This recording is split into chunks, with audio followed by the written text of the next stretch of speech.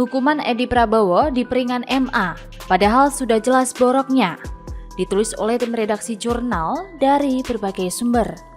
Itu bahwa faktanya terdakwa sebagai Menteri Kelautan dan Perikanan Republik Indonesia sudah bekerja dengan baik dan telah memberi harapan besar kepada masyarakat, khususnya bagi nelayan. Dalam hal ini, terdakwa mencabut Peraturan Menteri Kelautan dan Perikanan Nomor 56 Permen Berkat keputusan MA ini, hukuman Edi hanya 6 bulan sampai 1 tahun lebih berat dari staf khususnya, sekretaris, serta nama-nama lain yang ikut terlibat dalam korupsi berjamaah. Padahal level kejahatan mereka jelas sangat berbeda. Argumen hakim bahwa kebijakan Edi membawa kebaikan pada nelayan juga sangat meragukan. Buktinya, begitu Edi ditahan, kebijakan untuk mengizinkan kembali ekspor benih lobster dibatalkan. Artinya, keputusan Edi tersebut dianggap tidak membawa manfaat bagi rakyat. Dan penyalahgunaan kekuasaan yang dilakukan Edi jelas merugikan sektor perikanan Indonesia, termasuk membahayakan kesejahteraan nelayan. Yang menyedihkan kita adalah gimana kita mau menghapuskan korupsi di Indonesia, mau memerangi koruptor di Indonesia, kalau ternyata pengadilan kita, hakim-hakim tinggi kita, terutama dalam sidang-sidang di peninjauan kembali, itu bisa memberikan diskon besar-besaran buat para tersangka korupsi. Miris kan? Miris. Negara sudah rugi banyak, pembangunan nggak jalan dengan lancar, tapi para koruptor ini tinggal nunggu di ujung, nanti juga dapat diskon. Mempertimbangkan kinerja seseorang ketika menjabat sebagai jabatan publik, terutama menteri dalam hal ini, dalam kasus Edi Prabowo ini, maka seharusnya jabatan itu justru seharusnya menjadi faktor yang memberatkan.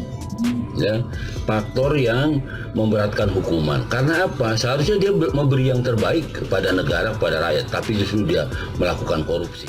Mahkamah Agung atau MA memangkas hukuman mantan Menteri Kelautan dan Perikanan Edi Prabowo menjadi 5 tahun penjara di tingkat kasasi.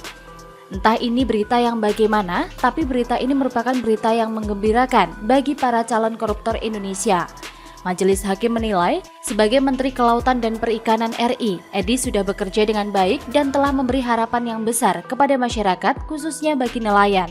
Dianggap memberikan harapan dan mencabut pelarangan ekspor benih lobster di era Menteri Susi Pujiastuti. Melalui aturan baru yang dikeluarkannya, Edi dinilai memperdayakan nelayan dengan membudidayakan lobster yang memiliki nilai ekonomi yang sangat besar. Dalam peraturan tersebut, eksportir disyaratkan memperoleh benih-benih lobster dari nelayan kecil. Jadi jelas, kata hakim perbuatan Edi tersebut ditujukan untuk mensejahterakan masyarakat, khususnya nelayan kecil. Edi sebelumnya divonis Pengadilan Tinggi DKI Jakarta hukuman penjara 8 tahun karena terbukti menerima suap puluhan miliar rupiah dari pengusaha terkait ekspor benih-benih lobster. Keputusan MA yang mengurangi masa hukuman ini sangat mengherankan. Kalau pakai istilah ICW, keputusan MK ini bisa menjadi multivitamin sekaligus penyemangat bagi pejabat yang ingin melakukan praktek korupsi. Tidak akan ada lagi efek jera.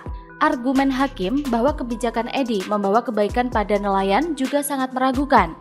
Buktinya, begitu Edi ditahan, kebijakan untuk mengizinkan kembali ekspor benih lobster dibatalkan. Artinya, keputusan Edi tersebut dianggap tidak membawa manfaat bagi rakyat. Dan penyalahgunaan kekuasaan yang dilakukan oleh Edi jelas merugikan sektor perikanan Indonesia, termasuk membahayakan kesejahteraan nelayan. Apa yang dilakukan Edi mencoreng nama banyak pihak. Edi adalah orang kepercayaan Prabowo Subianto. Dia adalah Wakil Ketua Umum Gerindra dan dia menjadi Menteri pertama di masa kepemimpinan Jokowi periode 2 yang ditangkap KPK. Dia ditangkap pada November 2020, hanya 1 tahun setelah pemerintah Jokowi berdiri. Di pengadilan, Edi memohon belas kasihan karena dia memiliki seorang istri yang solehah dan 3 orang anak yang masih membutuhkan kasih sayang seorang ayah. ICW pun pernah berharap agar KPK menuntut Edi dengan hukuman penjara seumur hidup. Edi sendiri pernah berkata bahwa ia siap dihukum mati. Ia terus bersikeras bahwa ia tidak bersalah, padahal bukti-bukti yang ada tak bisa dibantah.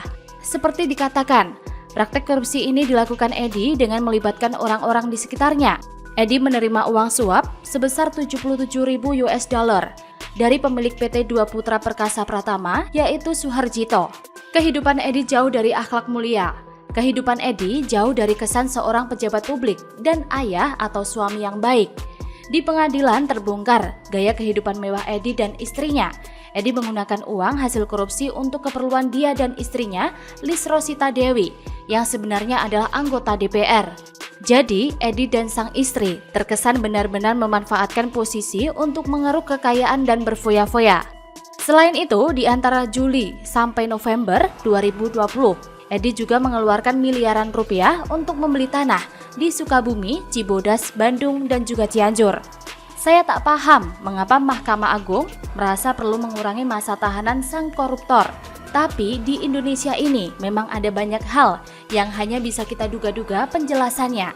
Ayo terus gunakan akal sehat, karena hanya kalau kita gunakan akal sehat, negara ini akan selamat. Bagaimana menurut Anda? Bisa komen di bawah ya.